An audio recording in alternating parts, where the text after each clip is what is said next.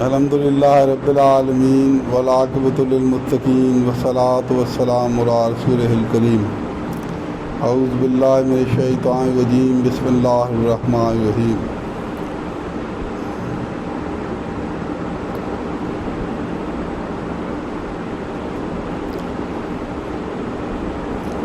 قرآن مجید میں اللہ تعالیٰ فرماتا ہے کئی جگہ، آپ نے بھی پڑھا ہوگا کہ انسان جو ہے وہ بھول جاتا ہے چیزوں کو،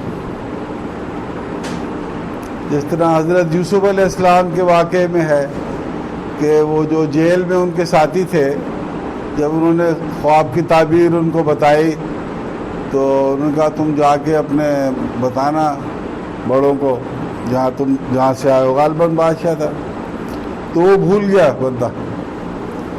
اسی طرح آتا ہے کہ شیطان بندے کو بھلا دیتا ہے بات،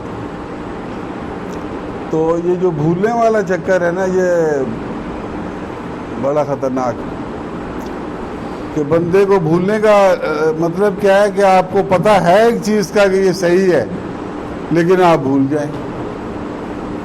یہ اکثر پیپرز میں بھی ہوتا ہے کہ آپ کی تیاری بڑی اچھی ہے، سوال آپ کو آتے ہیں، وہ پیپر میں جا کے آپ بھول جاتے ہیں، تو کہیں پھنس جاتے ہیں کہ اسٹک اپ ہو جاتے ہیں کہ یار آگے کیا کریں۔ تو ویسے تو ہم بھول جاتے ہیں اکثر، پتہ ہونے کے باوجود ہم، اس لیے اللہ تعالیٰ نے بار بار فرمایا کہ کثرت سے مجھے یاد کرو، کثرت سے مجھے یاد کرو۔ کیوں؟ تاکہ بھولو نہ۔ یہ یاد کرنا جو ہے اس کا الٹ کیا ہے کہ بھول جانا، اور اس کو یعنی اصطلاح میں کیا کہیں گے، غفلت یہی ہے نا کہ بندہ غافل رہتا ہے، بھولا رہتا ہے۔ پتہ سب کچھ ہے، ہم سب کو پتہ ہے کہ اللہ تعالیٰ میں دیکھ رہا ہے، سب کو پتہ ہے اللہ تعالیٰ ہمارے قریب ہے، سب کو پتہ ہے، مگر وہ بھول جاتے ہیں، یاد نہیں رہتا۔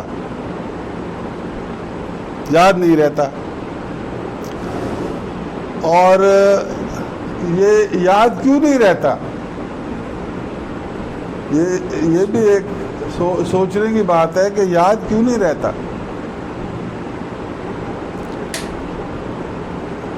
اس کا جواب یہ ہے کہ میں اکثر یہ ذکر کرتا ہوں اس بات کا، اس کا جواب یہ ہے کہ یہ جو ہمارا جسمانی وجود ہے نا، اس کے اندر اللہ تعالیٰ نے روح پھونکی ہوئی ہے، وہ اس کا روح کا اپنا ایک وجود ہے، روح کی آنکھیں ہیں، روح کا دل ہے اصل، جس سے ہم دین کو سمجھتے ہیں۔ یہ والا دل تو جسم کو چلانے کے لیے ہے نا، اور روح کا دماغ ہے، اور روح کی میموری ہے۔ ایک کمزور بندہ جب بڑھاپے، جس طرح میں بڑھاپے کی طرف بڑھ رہا ہوں، یعنی بوڑھا ہو بھی گیا اور بڑھ بھی رہا ہوں، تو آہستہ آہستہ پھر آپ نے سنا ہوگا میموری لاس ہونا شروع ہو جاتی، ویکنیس کی وجہ سے۔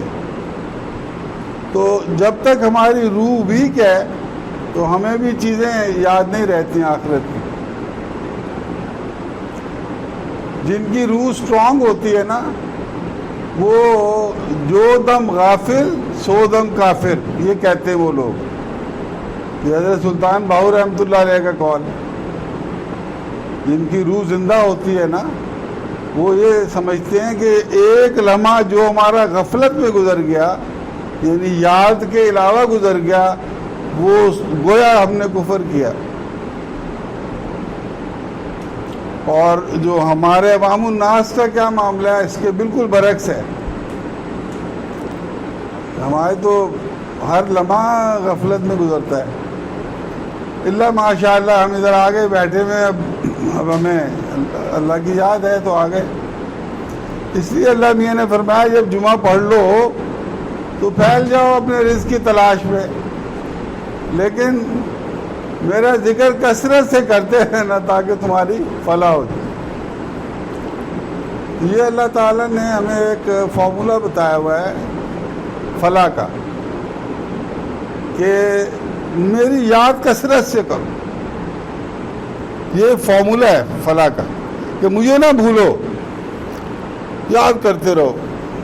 جس فارم میں بھی مجھے یاد کر سکتے ہو کرو، چاہے نفل پڑھ کے یاد کرو، چاہے تسبیح پڑھ کے یاد کرو، چاہے اپنے ساتھی سے میرا ذکر کر لو، میری باتیں کر لو، میرے کمالات بتا دو، اپنے تجربات بتا دو کہ یار یہ ایک امپاسبل سچویشن تھی، اللہ میاں نے مجھے اس طرح ہیلپ کیا.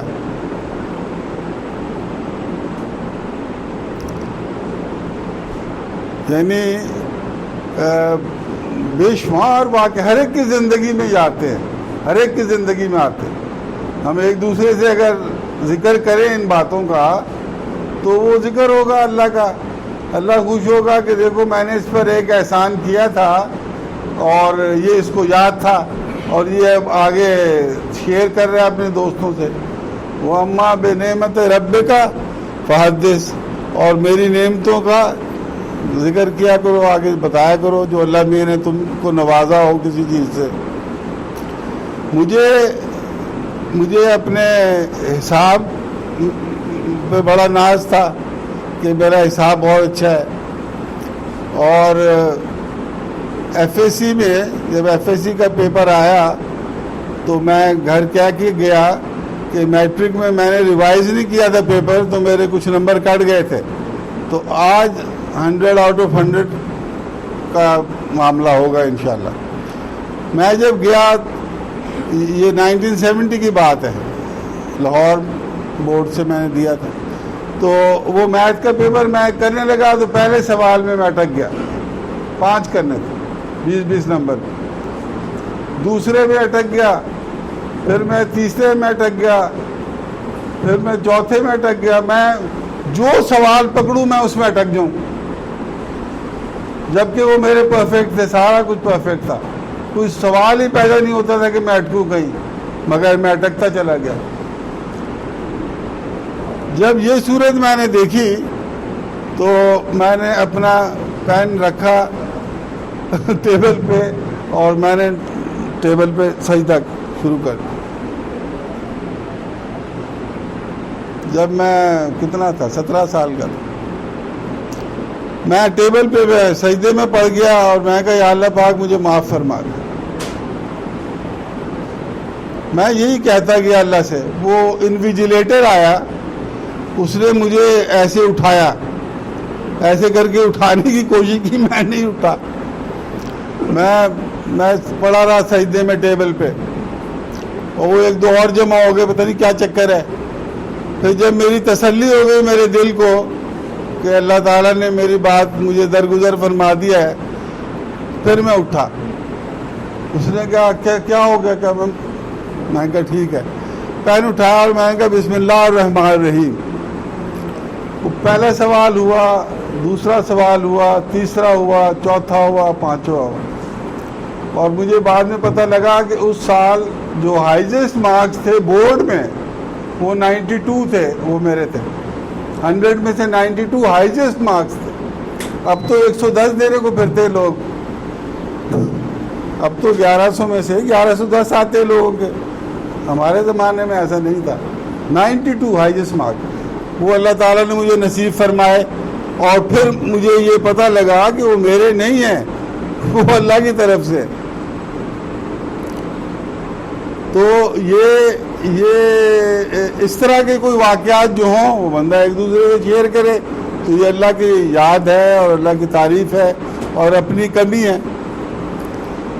اللہ تعالیٰ 2 چیزوں سے خوش ہوتا ہے، ایک اللہ کی بڑائی بیان کرنے سے اور ایک بندہ اپنے آپ کو کم سمجھے، دل سے کم سمجھے. ایک یہ بھی فیشن ہے کہ پبلک میں اپنے آپ کو کم ظاہر کرنا کہ میں بڑا عاجز ہوں.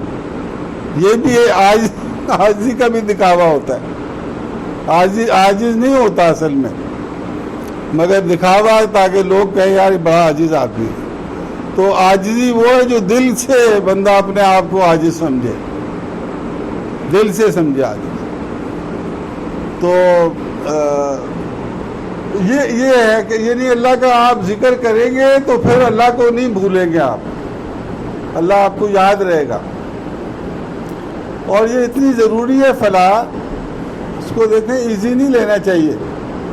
جب ہم مریں گے نا، کل نفس ذائقۃ الموت، ارے نہ مرنا ہے، تو دو صورتیں ہوں گی ہمارے ساتھ، یا ہم بخشے جائیں گے یا ہم پکڑے جائیں گے. بخشے گئے تو لوٹے لوٹے، اور پکڑے گئے تو کوٹے کوٹے. اور اس میں کوئی تیسرا راستہ نہیں ہے آخرت میں. اس لیے اللہ تعالیٰ نے بار بار ٹھہر کے 23 سال تک اللہ تعالیٰ فرماتا رہا. چاہتا تو ایک ساتھ ایک دم قرآن شریف اتار دیتا. 23 سال تک آہستہ آہستہ خود بھی فرماتا رہا، حضور صلی اللہ علیہ وسلم تشریح بھی فرماتے رہے. جو اللہ تعالیٰ نے فرمایا وہ اسی طرح کرتے بھی رہے، اور ان کے صحابہ کرام منتظر ہوتے تھے کب آرڈر آئے ہم اس کو مٹیریلائز کریں، ایگزیکیوٹ کریں. وہ ہوتا رہا، اور یہ 23 سال تک سارا یہ پروسیس چلتا رہا. بار بار اللہ میاں کہتا رہا. کیونکہ اللہ تعالیٰ نے، یہ دیکھیں یہ ایک بات بڑی امپورٹنٹ ہے یہ سمجھنے کے لیے، کہ اللہ تعالیٰ نے ہمیں اپنے لیے پیدا کیا، اپنے آپ کو، مطلب اللہ تعالیٰ ہمیں انعام یافتہ کرنا چاہتا ہے. اور اللہ میاں نے بغیر کسی بات کے، بغیر کسی محنت کے، بغیر کسی خواہش کے، بن مانگے، بن مجاہدہ، بن مانگے حضرت آدم علیہ السلام کو جنت میں داخل کیا.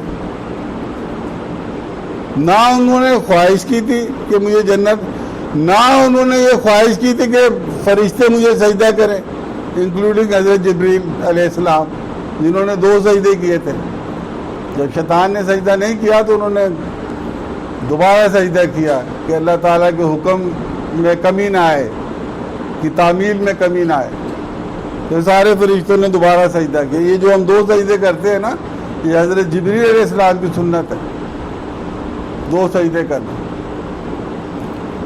تو وہ 2 سجدے انہوں نے، تو ہمیں یعنی حضرت آدم علیہ السلام کو اللہ تعالیٰ نے یعنی سجدے کروائے بغیر ان کی نوٹس کے، بغیر ان کی خواہش کے، بغیر ان کی مرضی کے. اور اتنی بڑی عزت کے بعد ان کو جنت میں بھیج دیا بغیر ٹکٹ کے. جنت میں رہیں، مزے کریں. ہاں ایک جگہ نہ جانا، ایک پرٹیکولر جگہ ہے، درخت ہے، ادھر نہ جانا. اگر وہاں سے آپ نے وہاں کا دانہ کھا لیا تو پھر آپ ظالموں میں سے ہو جائیں گے. بس یہ ایک چھوٹی سی کنڈیشن تھی، ادروائز رہے جنت میں، مزے میں رہے. یہ اللہ میاں تو ہمیں یہ کیا کہ ہمیں اپنی روح پھونکی، ایسے پھونکا ہمارے اندر، آثر تکوین بنا دیا، ہمیں زبردست تخلیق ہمیں بنا دی. ہم وہ لوگ ہیں، ہم وہ کریچرز ہیں اللہ کے، وہ اسپیشی ہیں جو اللہ تعالیٰ کو سمجھ سکتی ہے، اللہ تعالیٰ کو پہچان سکتی ہے. اور اللہ میاں نے ہمیں بنایا ہی اس لیے کہ جو جتنا مجھے پہچانے گا، جو جتنا مجھے پہچانے گا اتنا ہی میرے قریب ہوئے گا، ادھر بھی، اس دنیا میں بھی اور آخرت. جتنا آپ پہچان لیں. اور پہچاننے کے لیے کیا فرمایا؟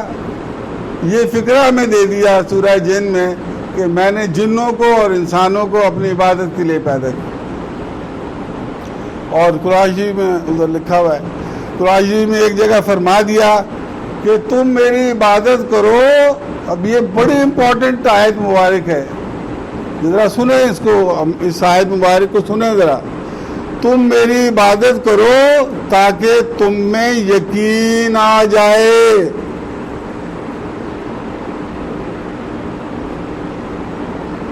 میں نے تمہیں پیدا کیا ہے اپنی عبادت کے لیے، ایک جگہ فرمایا. دوسری جگہ کیا؟ میری عبادت کرو تاکہ تمہیں یقین آ جائے میرے پہ، میری باتوں پہ، جنت پہ، جہنم پہ، سارے قرآن شریف پہ حدیث شریف پہ یقین آ جائے. کیسے آئے گا؟ میری بات کرو. پھر فرماتا ہے کہ جو لوگ نفلی عبادت، حدیث قدسی ہے، حضور صلی اللہ علیہ وسلم نے فرمایا کہ جو شخص نفلی عبادت کے ذریعے میرا قرب حاصل کرتا ہے، میں اس کے ہاتھ بن جاتا ہوں، وہ مجھ سے پکڑتا ہے. میں اس کی آنکھیں بن جاتا ہوں، مجھ سے دیکھتا ہے. میں اس کے کان بن جاتا ہوں، مجھ سے سنتا ہے. کون؟ جو نفلی عبادت کے ذریعے میرا قرب حاصل کرتا ہے. اوپن فار آل، کسی کو نہیں روکا اللہ میاں نے نفلی عبادت کرنے سے. ہم تو اصلی عبادت، فرض عبادت سے بھاگتے ہیں. کبھی پڑھ لی، کبھی نہیں پڑھی، کبھی جماعت سے پڑھ لی تو کبھی جماعت سے نہیں پڑھی. اس کی وجہ کیا ہے؟ اس کی وجہ سمپل ہے کہ ہمارے جو روحانی وجود ہے وہ ویک ہے. اس کی غذا جو ہے وہ اللہ کی یاد ہے. جو جتنی زیادہ اللہ اللہ کرتا ہے اتنی زیادہ اس کی روح اسٹرانگ ہوتی جاتی ہے. جس طرح یہ جو جتنا زیادہ جو کھاتا پیتا ہے اور ایکسرسائز کرتا ہے وہ اسٹرانگ ہو جاتا ہے. اس کا جسم اسٹرانگ ہو جاتا ہے، اس کا مائنڈ اسٹرانگ ہو جاتا ہے، اس کے مسل اسٹرانگ ہو جاتے ہیں. اسی طرح روحانی وجود ہے تو وہ اس کا کھانا پینا جو ہے وہ یہ نفل، تلاوت، اللہ اللہ کرنا، یہ رزق ہے روح کا. اس سے روح اسٹرانگ ہو جاتی ہے. پھر وہ یادداشت اس کی اچھی ہو جاتی ہے. پھر وہ بھولتا نہیں ہے. پھر اس کو ہر وقت یاد رہتا ہے. اس کا سارا نظام گویا نماز بیسڈ ہوتا ہے. بھائی کب ملو گے؟ یار مغرب سے پہلے مل لینا. فلاں جگہ جانا، عشاء کے بعد چلیں گے. یعنی سارا نظام نماز بیسڈ ہوتا ہے. وہ 3 PM یا 7 o'clock یا 7 وہ نہیں رہتا. وہ ہمارے ڈائریکٹر صاحب تھے، روزہ بھی رکھتے تھے، تراویح بھی پڑھتے تھے، بڑے ایماندار تھے، بڑے سخت تھے اور باقاعدگی سے ساری نمازیں پڑھتے تھے، جمعہ بھی پڑھتے تھے. تو میں نے کہا سر آپ، بالکل سامنے مسجد تھی، انہوں نے تعمیر کرائی تھی دفتر کی. میں نے کہا سر آپ فجر کی نماز مسجد میں پڑھتے ہیں یا گھر پڑھتے ہیں؟ کہتے ہیں یار فجر کی نماز نہیں پڑھا جاتا. یہ صبح اٹھے سارا دفتر میں سوئے گا یا کام کرے گا؟ آرام سے دیر سے سوتا ہے، ہم صبح جلدی اٹھتا ہے، دیر سے سوتا ہے، دیر سے اٹھتا ہے. 7 بجے ہم اٹھتا ہے. یعنی ان کا ٹائم تھا 7 o'clock. وہ کیا تھا؟ That was based on his office hours. Office 8 بجے آنا ہے، 1 گھنٹہ چاہیے تیاری کا، پہنچنے کا. 7 بجے اٹھ گئے. وہ بندہ جو سارا دن ساری نمازیں پڑھ رہا ہے، فجر کی نہیں پڑھ رہا. فجر کی اس لیے نہیں پڑھ رہا کہ اگر وہ رات کو لیٹ سوتا ہے، اب اگر وہ فجر کا ٹائم اٹھے گا تو وہ سمجھتا ہے کہ میں مطلب میری آرام پورا نہیں ہوگا. تو یہ اب دیکھیں آپ کیسا زبردست شیطان نے اس کو چکر دیا، فجر کی نماز میں پھنسا لیا. تو یہ ہم لوگوں کو یعنی جو کی ہے اس بات کی پوائنٹ یہ ہے کہ جو روح ہے اس کو اسٹرانگ کرنا ضروری ہے. بالکل اس طرح جس طرح ہم نے جسم کو اسٹرانگ کیا ہوا ہے. اگر ہمارے کھانے پینے کو دل نہ کرے تو ہم کیا کرتے ہیں؟ دوائی لیتے ہیں تاکہ ہمیں بھوک لگے. جب بھوک لگتی ہے تو پھر ہم کھانا کھاتے ہیں. کھانا کھاتے ہیں تو اسٹرانگ ہو جاتے ہیں. اسی طرح اگر ہمارا ذکر کرنے کو دل نہیں کرتا تو دوائی کے طور پہ ذکر کر لیں. نفل پڑھنے کو نہیں دل کرتا تو دوائی کے طور پہ فرض نماز پڑھ لیں. دوائی کے طور پہ 33 دفعہ سبحان اللہ، 33 دفعہ الحمدللہ، 34 دفعہ اللہ اکبر، یہ باقاعدگی سے پڑھ لیں. آیت الکرسی کبھی مس نہ کرے. یہ آخری بات کر کے ختم کرتا ہوں. آیت الکرسی ہم لوگ شارٹ کٹ کی تلاش میں رہتے ہیں نا سارے. میں نے اتنا زبردست شارٹ کٹ دیکھا ہی نہیں کوئی زندگی میں، یہ آیت الکرسی والا، کہ حضور صلی اللہ علیہ وسلم نے فرمایا جو شخص فرض نماز کے ساتھ آیت الکرسی پڑھتا ہے وہ مرتے ہی جنت میں چلا جائے گا. اس کے اور جنت کے درمیان خالی اس کی موت حائل ہے. آج مر جائے جنت میں جائے گا، نمبر 1۔ نمبر 2، اس کی موت ایسے آئے گی، اسی حدیث شریف، اس کی موت ایسے آئے گی جس طرح ایک بچہ دودھ پی رہا ہوتا ہے اور سو جاتا ہے وہ، اور اس کو پتہ ہی نہیں لگتا کب میں دودھ پی رہا تھا اور کب میں دودھ نہیں پی رہا تھا، سو گیا پیتے پیتے۔ یعنی اتنی اسموتھلی اور اتنی آسانی سے اس کی جان کنی ہوگی، جان نکلے گی اس بندے کی جو فرض نماز کے ساتھ آیت الکرسی پڑھتا۔ سب سے بڑا شارٹ کٹ موت کی سختیوں سے بچنے کا اور ڈائریکٹ جنت میں جانے کا یہ ہے۔ اس میں خالی کباہت کیا ہے کہ 5 وقت کی نماز پڑھنی ہے، وما علینا الا البلاغ المبین۔